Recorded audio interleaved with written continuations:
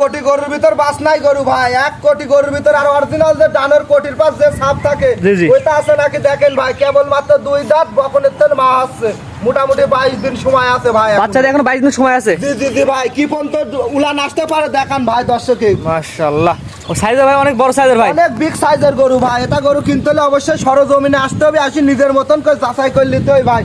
প্রথম বকনের তেল মা আসছে, দাঁতে সহ মাত্র 2টি আছে ভাই। দর্শক দেখাই ভাই আমরা, ভালো করে দেখান ভাই। মাশাআল্লাহ অনেক সুন্দর একটি গাড়ি ভাই। বাচ্চাদের এখন কতদিন বাকি আছে ভাই? এখনো 22 দিন সময় আছে ভাই। প্রেগন্যান্ট গরু, প্রেগনেন্ট ভাই, প্রেগন্যান্ট অবস্থায় আছে, বাচ্চাদের এখন 22 দিনের মতো সময় বাকি আছে। জি জি ভাই। মাশাআল্লাহ ভাই, দাঁতে কটা আছে এটা ভাই?